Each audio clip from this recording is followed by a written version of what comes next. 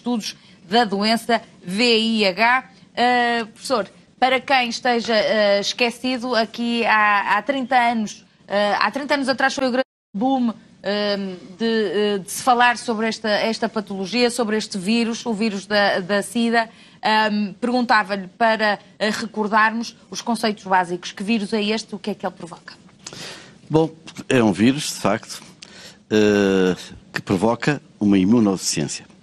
Ou seja, imunodeficiência significa que o sistema imune da pessoa atingida não está a funcionar adequadamente. E lembrando, o sistema imune serve para quê? O sistema imune serve para nos proteger das infecções, dos micróbios, serve para nos proteger das neoplasias, dos cancros, e serve para coisas tão simples como curar feridas, etc. Nós conhecíamos as imunodeficiências primárias, que eram crianças, normalmente crianças, que nasciam com alguma alteração genética e que se traduzia em infecções graves e repetidas.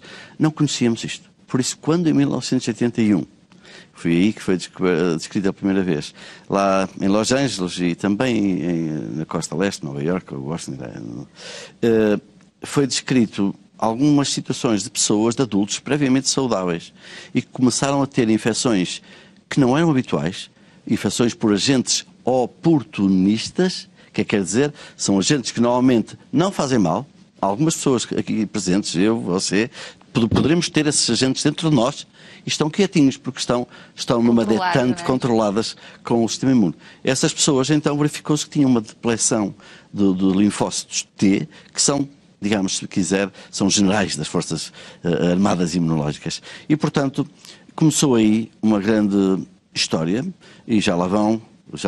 E aí era considerada a epidemia daquela altura, não é? Foi chamado o gay syndrome, porque as primeiras pessoas envolvidas foram, de facto, homossexuais, mas rapidamente se viu que toda a gente estava em risco, porque depois eram os transfundidos, os hemofílicos, que levaram várias transfusões, eram as crianças que nasciam de mães seropositivas, eram, de facto, relações entre pessoas infectadas e não infectadas. Portanto, todos nós estamos em risco. Porque este vírus tem que tipo de contágio associado?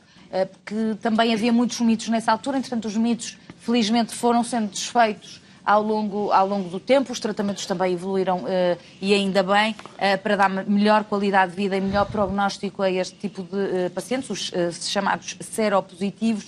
Mas em termos de contágio, o que é que há a dizer ainda para deixar o alerta? O contágio é por via sexual, fundamentalmente. E depois há a via intravenosa. Estamos defendidos nas transfusões, porque todos os laboratórios que fornecem transfusões de sangue fazem esses testes, ponto 1, e os testes cada vez estão mais específicos, mais sensíveis. Lá está, linfócitos são os glóbulos brancos. Os glóbulos brancos que estão no nosso sangue, portanto é por aí que... Eles infectam, exatamente. E por via, fundamentalmente é a via sexual. Se no início havia o contacto homossexual era o mais prevalente, neste momento é o heterossexual. É sem dúvida alguma, portanto, ninguém está isenta deste risco e todos devem ter os cuidados apropriados para proteger da transmissão sexual. Porque antigamente falava-se muito, de facto, na comunidade homossexual, mas o que é facto é que os países em vias de desenvolvimento também têm números assustadores desta doença e não se trata propriamente de comunidades homossexuais. Portanto, esse mito é a transmissão heterossexual, sem dúvida que sim. E repare bem, as medidas de proteção, as medidas preventivas, que passam, em primeiro lugar, pelo conhecimento, pela informação, são eficazes. Veja que na comunidade homossexual, e o exemplo vem da América, a informação levou a que eles se protegessem e desceu claramente a incidência entre os novos casos entre os homossexuais. Enquanto que na África continua porque não há informação. Há uma desinformação muito grande. Nível, não é, da proteção. Fundamentalmente. Portanto, é sempre importante falarmos destes números. Em Portugal, qual é, mais ou menos, e ao nível estatístico, o quadro, vamos dizer assim, ao nível do nosso país? Eu creio que os números vão sempre mudando um pouquinho, mas estão entre os 50 e os 60 mil casos detectados de infecção, incluindo pessoas que já morreram. Crê-se que ainda há alguma percentagem de pessoas que não estão diagnosticadas. E isso advém de vários estudos e de situações como, por exemplo, nós apanharmos nos hospitais, na urgência, ou nos consultórios, apanharmos pessoas, até pessoas de idade, que vêm com um quadro clínico de uma doença crónica, agudizado ou não por uma infecção, e que depois vamos ver que se infectaram anos atrás. São pessoas que nunca pensaram que estavam em risco. É aquela coisa, mas isto é dos homossexuais, a que propósito é que eu estou... Não. Todos nós estamos em risco, de facto. E aí eu só estive com aquela pessoa uma vez fora do meu casamento, por exemplo. Pois, mas aquela pessoa pode ter estado com 100 outras pessoas diferentes. E, portanto, já não é só essa pessoa. Esteve com as 100 pessoas com quem aquela pessoa teve contacto anteriormente. Portanto, tudo isto tem a ver, de facto, com esta transmissão sexual. Portanto, na dúvida e não sabendo, e porque há aqui um critério que é importante nós sabermos o que nós fazemos. O que os outros fazem, infelizmente, não sabemos, porque não estamos lá sempre. E, portanto, temos que nos proteger. E, portanto, acusar o preservativo nas relações sexuais, ponto 1. Ponto 2, hoje em dia existe a possibilidade de tomar medicação preventivamente antes de uma relação que pode potencialmente ser de risco. É chamada a estratégia PrEP, pré-exposição profilaxia. E então que medicação é essa? É uma medicação que se usa para tratar a infecção. E que, portanto, pode ser usada preventivamente nas pessoas que têm comportamentos de risco e que não conseguem deixar esses comportamentos de risco. Porque, digamos que o preservativo é uma excelente maneira de prevenção, está bem difundido, mas pode acontecer pessoas que não o utilizem por esta ou aquela outra razão, ou não estarem prevenidos, e, portanto, existe essa possibilidade em consultas hospitalares. Portanto, mediante um comportamento que não se estava a prever, ou pode atuar-se? Sim, pode atuar-se preventivamente. Como é que funciona aqui ao nível do diagnóstico? É uma simples análise ao sangue? Como é que se pode diagnosticar este vírus? Hoje em dia é muito, muito fácil. De facto, eu lembro-me quando comecei nesta área que se eu me infectasse hoje, o meu teste só seria positivo uns 2, 3 meses depois. O teste normal. Hoje em dia é muito mais sensível o teste e, portanto, o diagnóstico é muito mais rápido e pode ser feito em qualquer hospital, qualquer consulta hospitalar. Há centros fora dos hospitais de muito mais fácil acesso. Basta ver na internet, nas grandes cidades isso existe. Existem também as carrinhas de ONGs, organizações não governamentais que também fornecem esse teste, porque se pode fazer com uma simples picadinha do dedo. Hoje em dia não há razão nenhuma para que não se faça. Portanto, não se deve ter medo até mesmo do diagnóstico, que também era um dos mitos associados, ou seja, as pessoas fugiam destes exames com medo do resultado, e aí sim, hoje em dia não faz mesmo sentido, porque podem viver com uma vida com muita qualidade, não é? Perfeitamente portanto, normal. Perfeitamente normal. Não é? Isto no início foi a infecção. A epidemia, no início, foi deprimente, muito deprimente para os profissionais de saúde, que entraram em burnout, mas muito pior ainda para os doentes, porque morriam, porque não tínhamos medicação. A medicação que tínhamos, possivelmente, ainda fez, se calhar, às vezes pior, mais mal do que bem. A partir de 92, com a chamada tripla terapia, nós começamos a conseguir aguentar os doentes. E hoje em dia, na altura, chegávamos a dar mais de 20 comprimidos por dia à mesma pessoa. Porque a questão não é o vírus, pois não, professor. A questão não é exatamente o vírus. A questão é a pessoa estar frágil ao ponto de qualquer infecção o poder levar até mesmo à morte. É a imunodeficiência e que é algo progressivo. Ou seja, se eu me infecto hoje, a imunodeficiência só aparece, muito provavelmente, daqui a uns aninhos. Tem que haver esse decréscimo das despesas e isto não é do dia para a noite. Não é do dia para a noite. Por outro lado, portanto, nós hoje em dia temos de facto medicação tripla num comprimido só, é muito fácil de tomar. O Estado português garante a toda a gente o acesso a estes medicamentos, portanto... São comparticipados no nosso país, não é? 100%. E o que é preciso é que as pessoas não os deixem de tomar. Porque se toma aqui, toma acolhi e sinto-me bem, não preciso, o vírus vai ganhar resistência àqueles medicamentos. Porque é um vírus claramente inteligente. É um vírus muito, muito inteligente. Senão não estava aqui até tantos anos depois. É verdade. Apesar de só ter sido descrito, como há pouco disse, por volta dos anos 80, pode-se dizer que este vírus não existia e passou a existir? Não. Este vírus existia seguramente, com certeza, seguramente, não é? E pelo menos, estudos mostram que a sua proveniência poderá ter sido da zona central da África, aquela zona dos lagos, Zâmbia, Congo, porque há sangues congelados da década de 60 que mostravam que já havia pessoas que tinham tido contacto. Mas antes que me esqueça, deixe-me dizer uma coisa. Hoje em dia, se uma pessoa for diagnosticada atempadamente, e todas as pessoas devem fazer, pelo menos uma vez na vida, o teste, mesmo os velhinhos. Se a pessoa tomar adequadamente, a esperança de vida é aquela igual à da outra pessoa, do mesmo sexo, da mesma idade, sem a infecção por VIH. Mas atenção, a infecção é uma infecção crónica, provoca inflamação crónica. Que não se dá por ela, às vezes a gente dá uma pancada bem aqui e fica inchado, isto é uma inflamação que se vê. Esta não é uma inflamação que se vê, é uma inflamação que vai andando sempre. E o que é que ela dá? Infartos do miocárdio, acidentes vasculares cerebrais.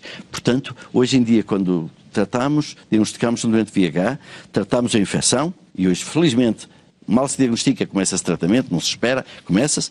Ponto 1. Ponto 2. Controlamos os fatores de risco cardiovascular. A diabetes, a hipertensão, o colesterol, tudo isso é importante porque hoje em dia, uma percentagem muito apreciável destes doentes, se não tiverem cuidado, é a causa de mortalidade. Ou seja, exatamente. Portanto, são doentes que vão ter que ser seguidos ao nível daquilo que é a infecção do vírus VIH, mas também têm que ter esta atenção e são equipas multidisciplinares ou são conduzidos a outras especialidades? Eventualmente, os internistas têm, como disse muito bem na peça no início, têm a capacidade de abarcar as diversas áreas da medicina, mas se o infecciologista, se quiser, pode pedir ajuda a um cardiologista ou endocrinologista, não é difícil. Muito bem. Nós temos já telespectadores que querem tirar as suas dúvidas, portanto vamos cumprimentar José Gomes de Valença do Minho. Boa tarde. Olá, muito boa tarde. Boa tarde, José. Qual é a sua questão?